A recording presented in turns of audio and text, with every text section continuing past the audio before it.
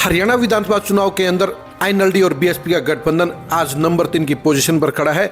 यानी 2019 के चुनाव में जिस जगह जेजेपी के चर्चे थे, आज वहीं पर आईएनएलडी और बीएसपी का गठबंधन नजर आता है। यानी तीसरे विकल्प के तौर पर आज की तारीख में आईएनएलडी बीएसपी ही चर्चा हासिल कर रहा है। टिकट कटने वाले नेताओं के लिए पहली चॉइस के तौर के ऊपर भी आईएनएलडी बीएसपी ही नजर आ रहे हैं। आईएनएलडी और बीएसपी ने 15 प्रत्याशियों का ऐलान कर दिया है और ये 15 प्रत्याशियों की सूची बताती है कि ये गठबंधन पूरी ताकत के साथ चुनाव लड़ रहा है। इन 15 में से 11 सीटें ऐसी हैं जहां पर गठबंधन के प्रत्याशी डिसाइडिंग फैक्टर साबित होंगे, यानी वो नंबर 1 से लेकर नंबर 3 की लड़ाई में रहेंगे। ये प्रत्याशी हरियाणा के इस चुनावी रण क्षेत्र में क्या इफेक्ट डालेंगे, क्या असर डालेंगे और क्या परिणाम हासिल करेंगे, ये जानने के लिए आज की ये खरी खरी खबर जरूर देखिए।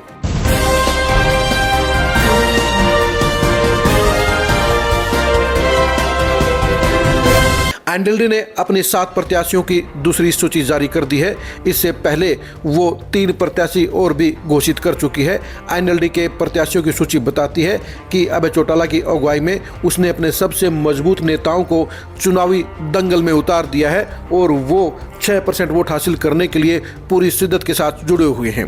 बीएसपी के साथ गठबंधन होने के बाद आईएनएलडी को राहत की सांस मिली थी, ऑक्सीजन मिली थी और अब उसने सबसे मजबूत चेहरों को चुनावी दंगल में उतार कर बता दिया है कि वो पूरी मेहनत के साथ और पूरी गंभीरता के साथ ये चुनावी लड़ाई लड़ेंगे। बीएसपी ने भी अपने कोटे की सीटों में से 4 सीटों पर प्रत्याशी घोषित कर दिए हैं और ये 4 सीटें वो हैं जहां पर बीएसपी 2019 के चुनाव में भी मजबूत रही थी और 2024 के चुनाव में भी उनको इग्नोर करना मुश्किल होगा। यानी बीएसपी ने जो 4 सीटें अटेली की, असंध की, नारायणगढ़ की और जगाधरी की सीटों को प्रत्याशियों के तौर पर भर दिया है, वो सीटें निर्णायक तौर पर बीएसपी की परफॉर्मेंस को ध्यान में रखकर चुनाव परिणाम को इफेक्ट करने का काम करेंगी, चुनाव परिणाम को निर्धारित करने का काम करेंगी और वहाँ पर आईएनएलडी और बीएसपी की मजबूत ताकत बीजेपी और कांग्रेस के लिए भारी परेशानी खड़ी करने का काम करेगी।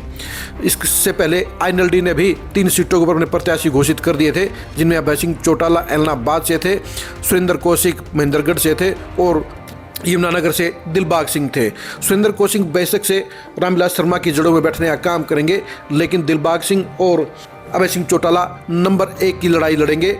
आज की 7 सीटों की नई सूची बताती है कि आईएनएलडी ने अपने प्रदेश अध्यक्ष रामपाल माजरा को कलैत से एक बार फिर से चुनावी महाभारत में उतारने का काम किया है। रामपाल माजरा ने कल कलैत में जोरदार शक्ति प्रदर्शन किया था। इस शक्ति प्रदर्शन में लोगों की भारी भीड़ रही थी। इस भीड़ का नज़ारा आप भी एक बार जरा गौर से देखिए।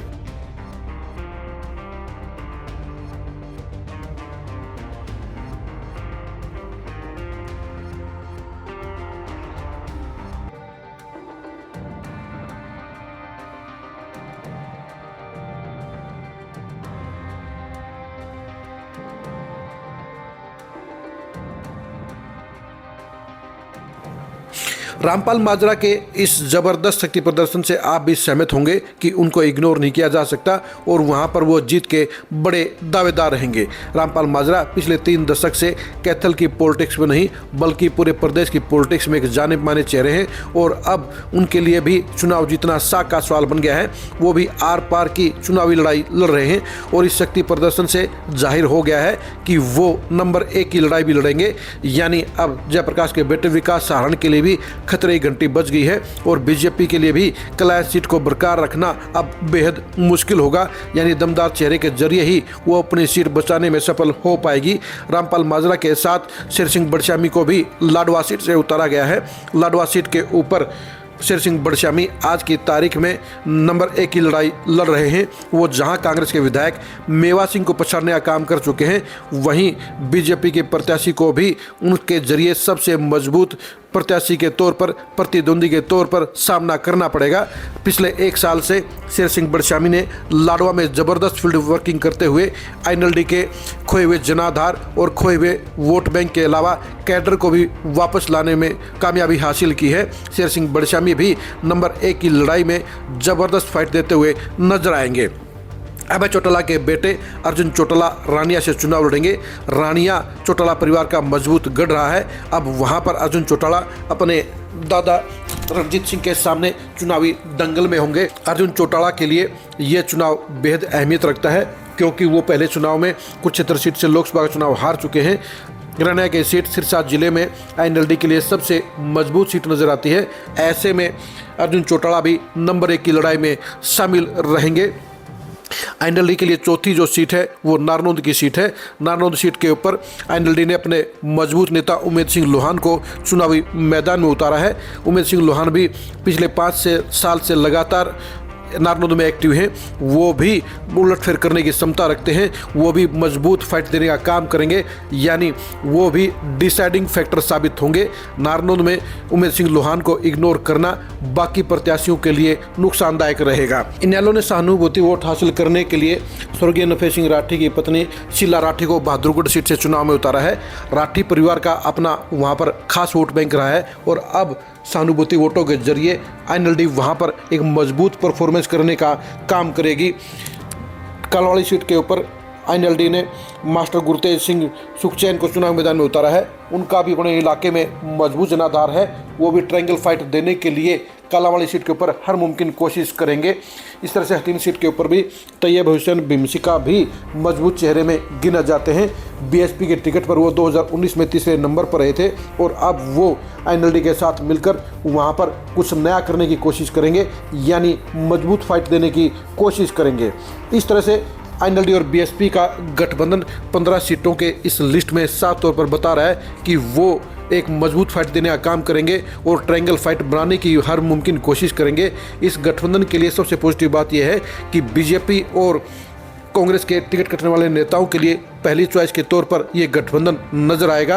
अब देखने की बात यह है कि ये गठबंधन ऐसे कितने नेताओं को अपने साथ जोड़ने में सफल रहेगा।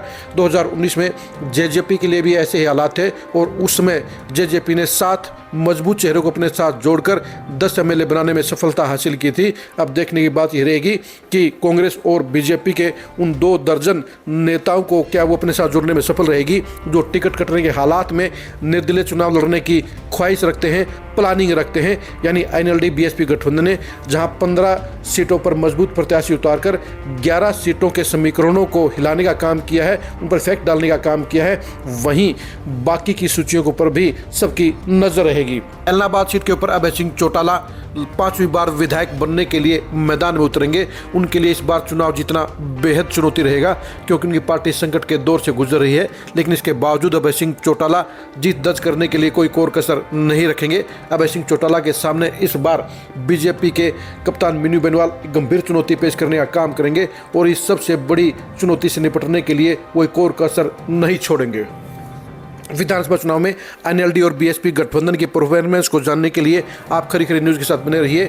विधानसभा चुनाव में इस तीसरे मजबूत गठबंधन के साथ जुड़ने वाले चेहरों के इम्पैक्ट और असर को जानने के लिए भी आप खरी खरी न्यूज़ के साथ बने रहिए। आप हमारे फेसबुक पेज को फॉलो कीजिए, आप हमारे यूट्यूब चैनल को सब्सक्राइब कीजिए। नमस्कार।